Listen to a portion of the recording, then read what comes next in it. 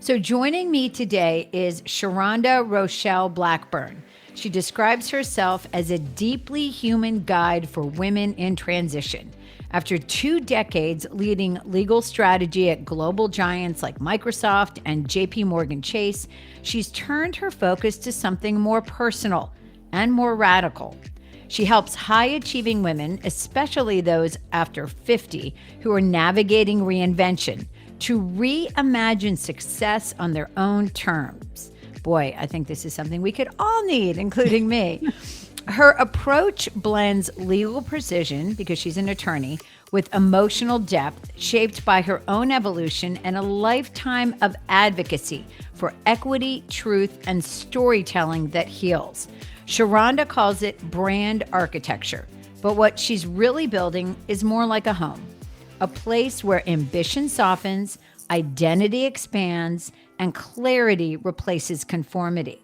With a law degree, a Master of Fine Arts, and board service ranging from Doctors Without Borders to education equity, Sheronda brings gravitas and warmth to the mic. Her work is not about perfection. It's about getting real. Welcome to the program. Thank you for having me. Well, thank you for being here. And I love all the little points in your bio. They really resonated with me because, I have a lot of women on the show who are coaches and who are helping others. But there was just something about, your background and the way you wrote this that really touched me, because I think we're all looking for direction, and what a better place to find it from other women, who are Agreed. going through the same thing. So first, I always like to start out with my guests talking about their background. So tell us a little bit. I know you're in Seattle, you're from Brooklyn. Tell us a little bit about your upbringing and your education. Sure. So, as you said, I'm from Brooklyn and I was raised by a single mom and my grandmother. So, I was raised by strong women, right? So, for me, um, it was just a theme in my life. So, when I got to college, I essentially became a feminist because it was all about pushing women and studying women and power of women. And I think that's when I really start to embrace sort of my own uh, group of girlfriends and started to build that, right? Um, After college, I went on to law school after about a year or so break. And then I went to school. I was going to school at night. So I went to law school at night while working full time as a paralegal for another huge company, a news corporation. So, my perspective on life and just generally work and education was very different because I was always grinding, right?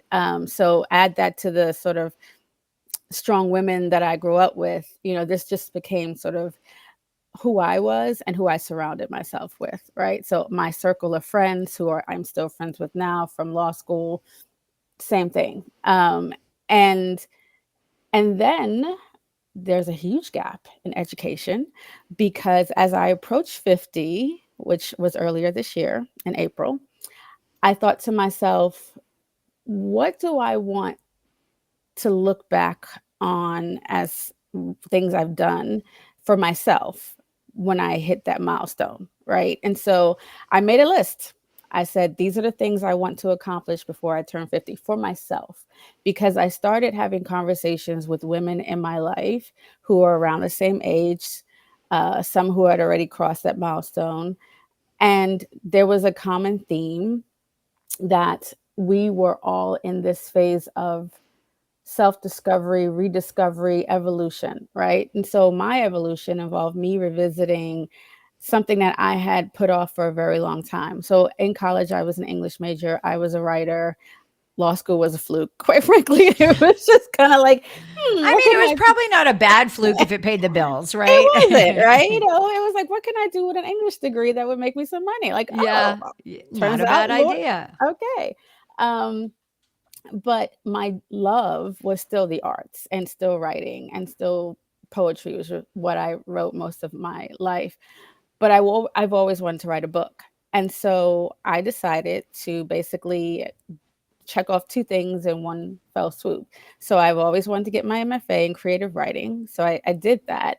But I chose, instead of poetry as my major, I chose fiction writing so that it would be a forcing function for me to write the first draft of my novel that I wanted to say that I did. And that's what I did. So at 49, I graduated with my MFA in creative writing and completed the first draft of my first novel. That's fantastic. That's fantastic. Well, okay, we're going to get there. We're going to get there, but I want to go back a little bit because I think this is really important. You were raised by a single mom, you were raised by these strong women, and at some point, you became a single mom. I did. So, talk about how that affected your career. I mean, you're working during the day, you're going to school at night, and you're raising a child. And so many women out there have experienced this. How in the heck did you do it? So I was a single mom after I graduated law school. I became a lawyer. I was early in my practice and I became a single mom. Was not in the plan, but it happened. And my commute to work was an hour and a half each way, right? And I was taking my daughter to work with me because the company I worked for had a Montessori school on campus. So she was an infant and I was taking her to work every day. And then that was a good thing for me though, because I didn't feel so absent from her because I could go on my lunch breaks and, be with her and if anything happened, I could run right to the daycare and take care of her. So that for me was a big deal. And so I, I just made it work. But it was challenging. I wasn't making a lot of money as a young lawyer. And I didn't have a lot of help financially. And so I and I still wanted to give my daughter the life I didn't have. Like I always grew up in apartments. I never lived in a house. I wanted to buy a house. I didn't want to be dependent on getting married to do that. I wanted to be able to do that for my kid by myself if I had to.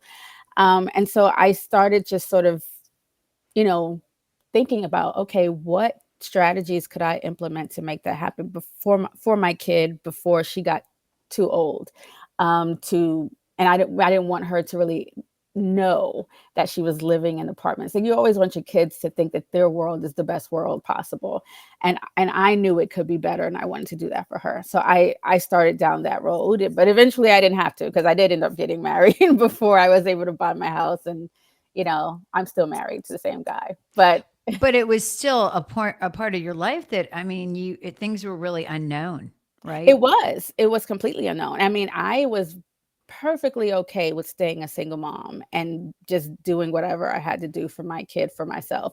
Getting married was never my goal. My mom and all the older women in my life, very old school, like, oh, when are you gonna make an honest woman out of it? I'm like, I'm Not what I'm perfectly looking okay. for. You're Right. I'm honest as perfectly is. You're good. right. I'm like, I'm perfectly okay taking care of, things. And I had a village, and that's the thing. And my village they were my girlfriends. I had Yeah.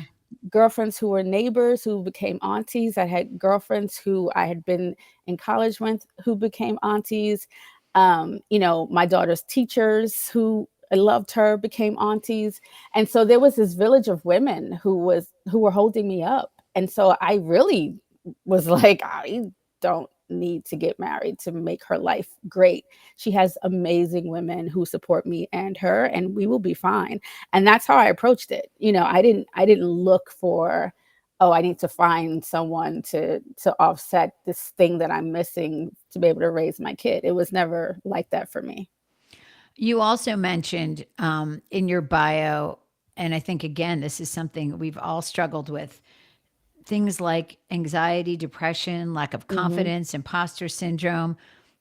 And you're sitting here right now as one of the most confident guests I've ever had. So tell me how those things affected your life and how you were able to work through them. Yeah. So I don't think that I never suffer from imposter syndrome. It comes in waves in different situations, right? And but I do have mechanisms to snap myself out of it. And that's something that came with time and experience. But as a single mom, being raised by a single mom, I certainly was aware of the stigma attached to being a single mom, especially being a Black woman.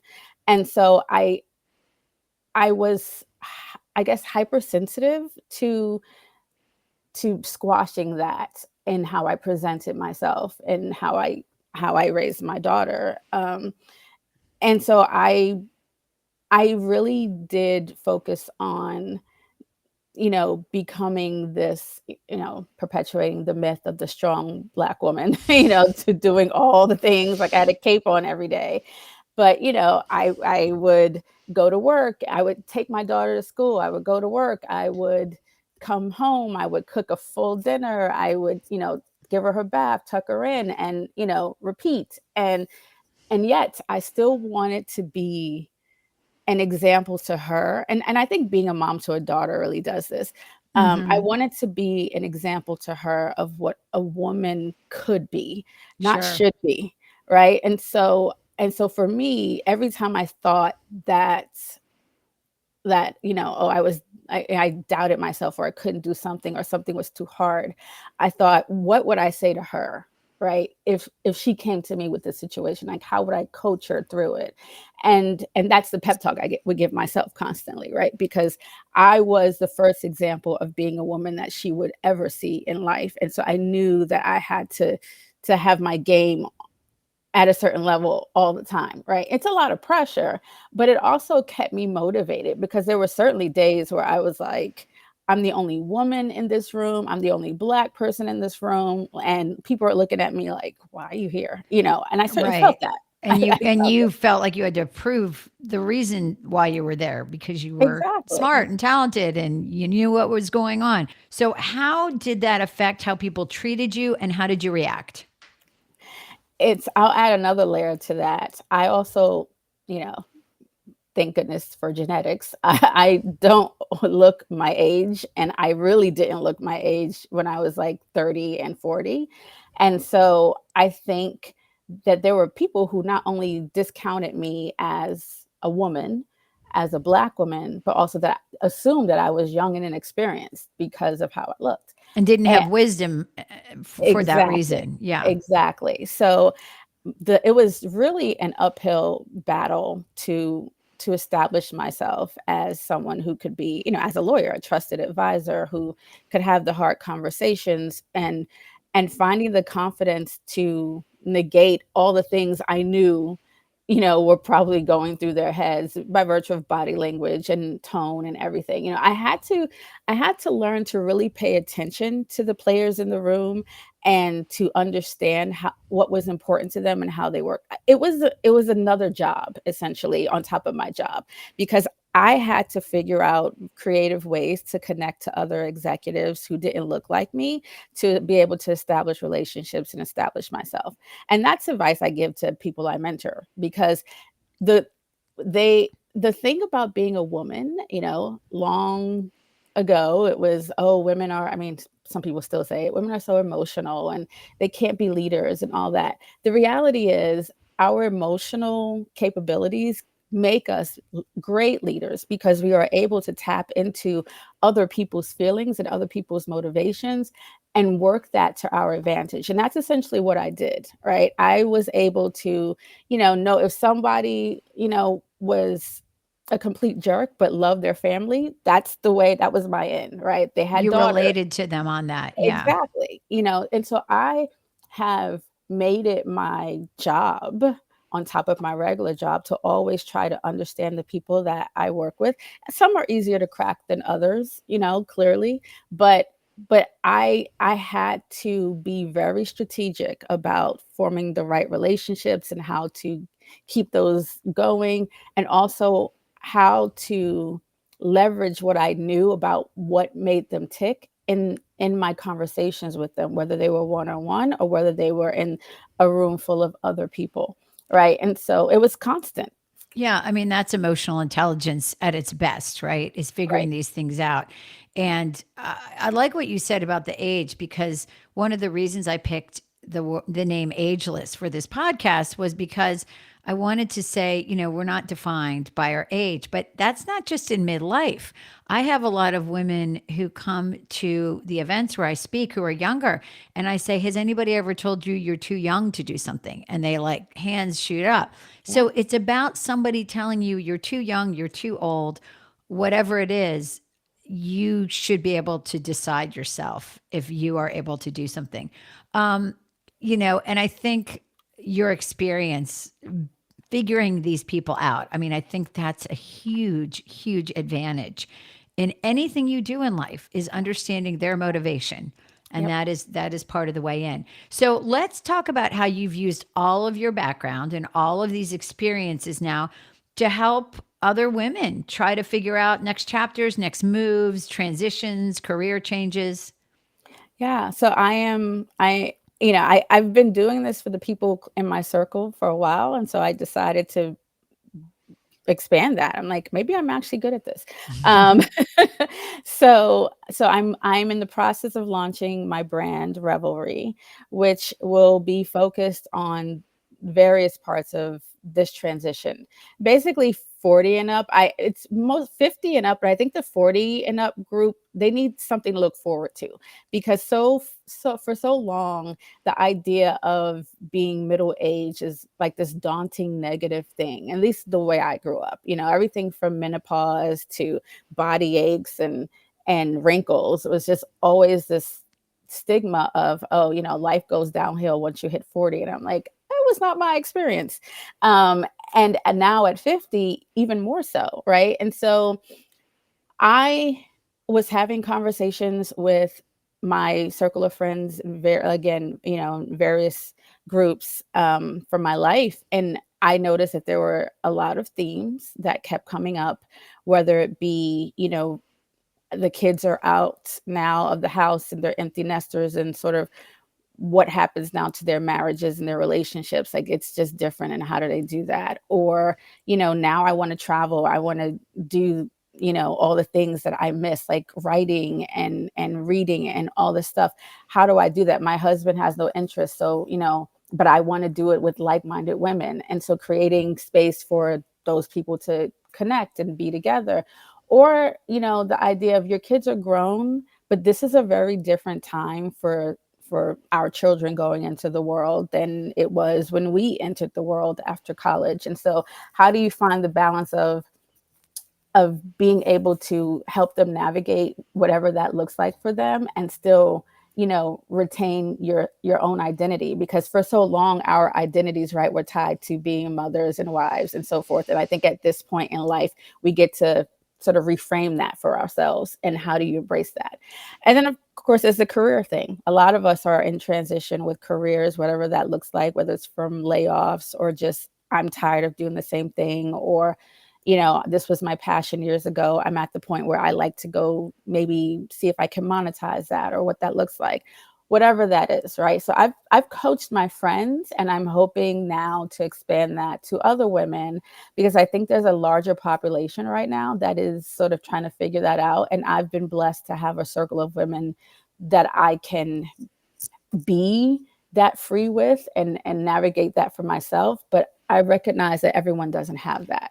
Yeah, I mean, I call that the tribe, right? And we have Exactly. different tribes, right? We have some that are people who've known us our whole lives.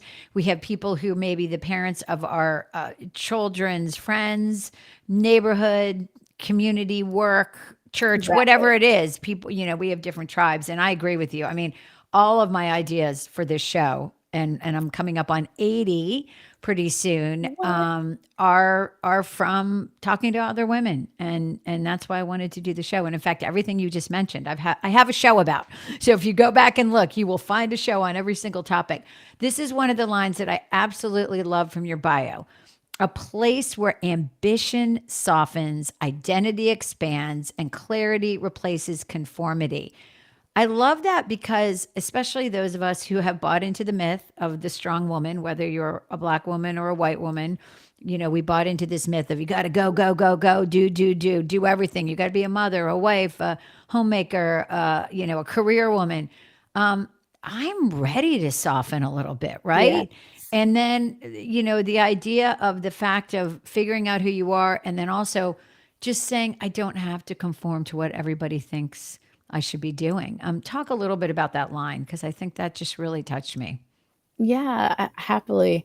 So the ambition softens. I think we have for too long bought into the idea of other women being competition for us and knocking each other down instead of supporting us, right? But when your ambition softens, you realize the sharp elbows are not necessary.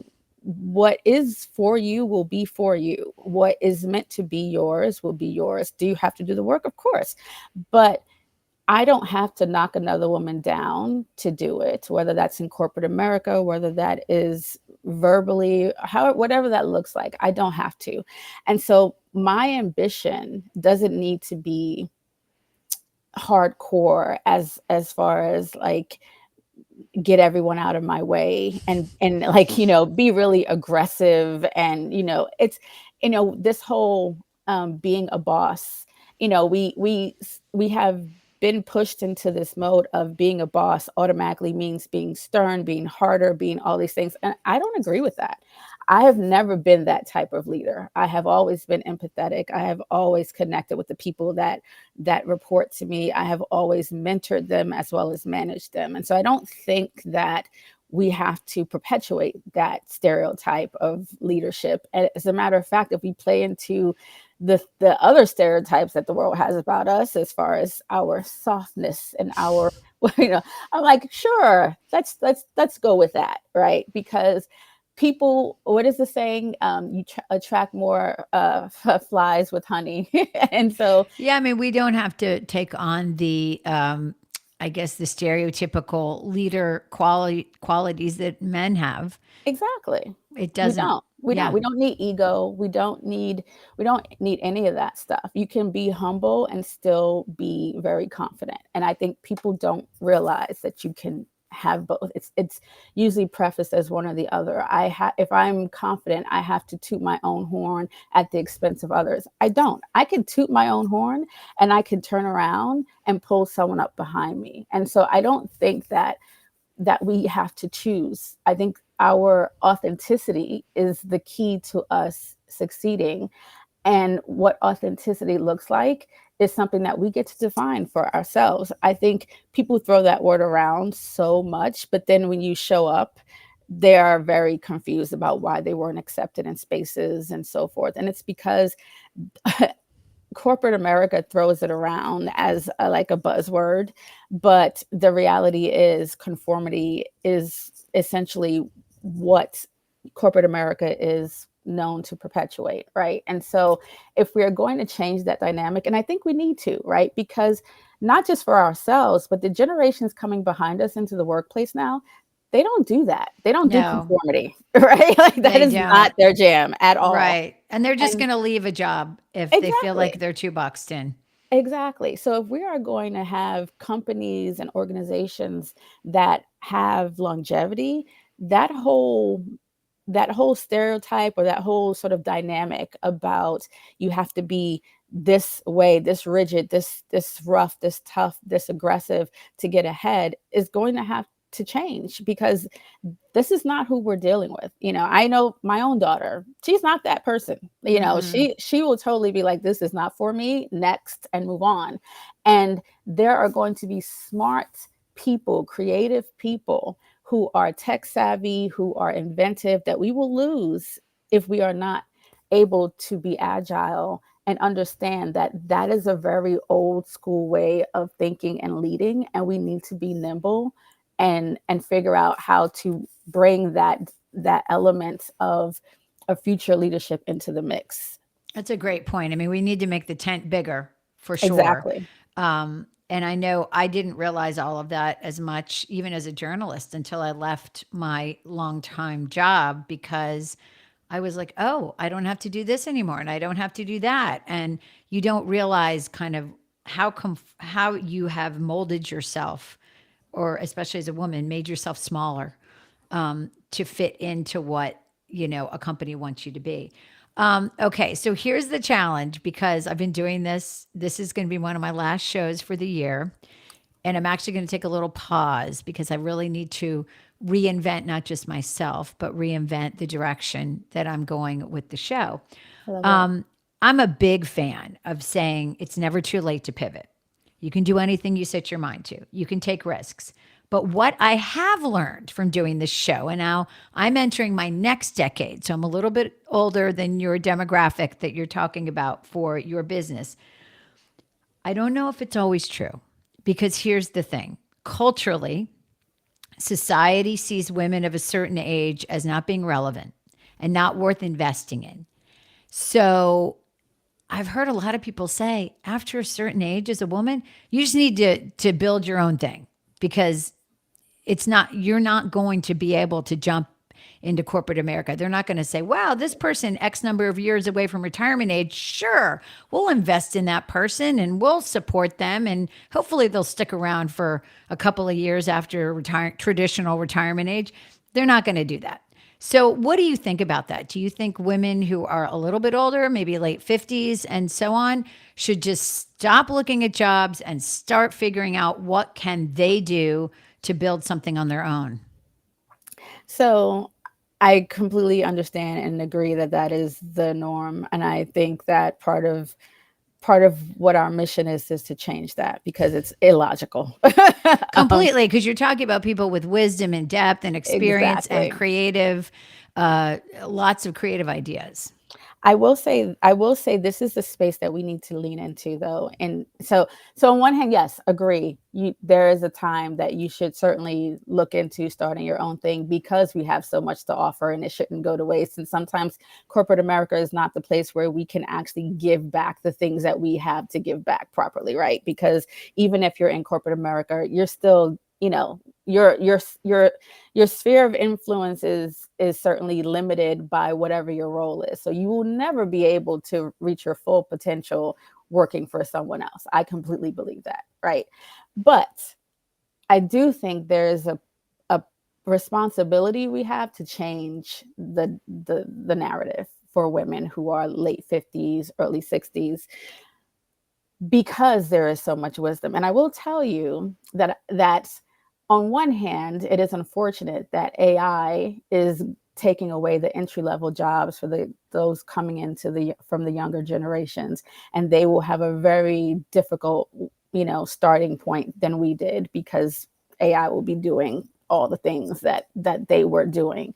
However, I have seen an uptick, and as I look for my next role, job descriptions that explicitly say you have to have the ability to mentor and develop others. And so I love that.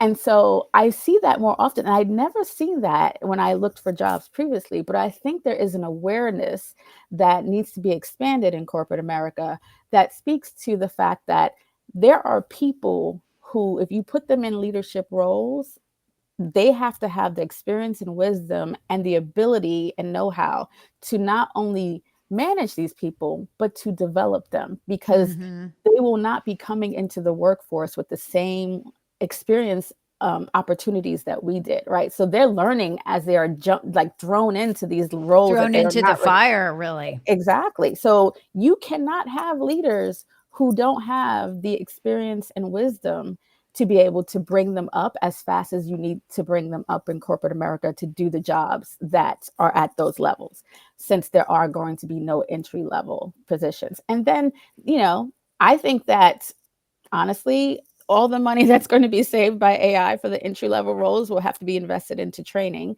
because otherwise you will have an untrained workforce. How are you going to get them up to speed? So it's either going to be you hire people who are seasoned and experienced, or you develop training programs, which is an investment of more money. And I don't care what you say, AI can't train you to be a good lawyer or, a good manager. Like, all the training in the world it's a skill or it's not. it's something you have to actually learn, and you learn best from other people. AI can't replace that, at least not in the immediate future. And so I think that there is room for companies that are open-minded and willing to understand that the experience and know-how is valuable for these reasons, because they have to pivot to adjust for the things that they are taking away from those entering the workplace. Again, it's about an investment in longevity for the company. So what it matters if this person will only be around for 5 years. That means you have 5 years of knowledge and experience to get from them to help bring up the younger generation. And that's something I think that we should be pushing as worth it for companies to invest in.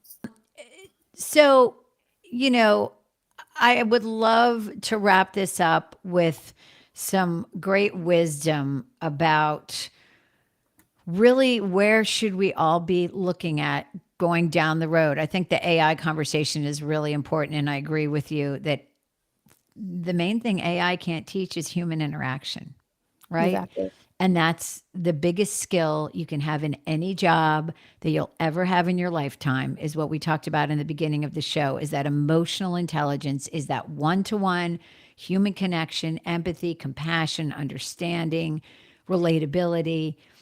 Nobody, no computer can teach you that. And No. so we do have to have great leaders, and I think great female leaders, because right now I'm looking at my career going, okay, it's either this right here or maybe work in a coffee shop. Like there's not anything in between Yeah. for women of a certain age. So I would love to see those things expanding. Any final thoughts you think that we should be thinking about, especially, as we're getting ready to enter a new year? Um, I think every new year is a chance to evolve even more. And I think that as as we enter into that process of embracing the next phase of our evolution, and during that new year, I try to always look back on the prior year. And this has been a crazy year for me, but I like to look back on it and really focus on how I've grown, and sort of give myself grace for the things that I didn't accomplish that I wanted to, and for the things that didn't quite go the way I had planned. But there is growth in all of it. And I think we have to make sure that we are not internalizing our failures as women, because we tend to do that, and we're very hard on ourselves. But look at it all as an opportunity for learning and growth, and fuel for the next phase of your evolution, because it's constant and we should never lose sight of that.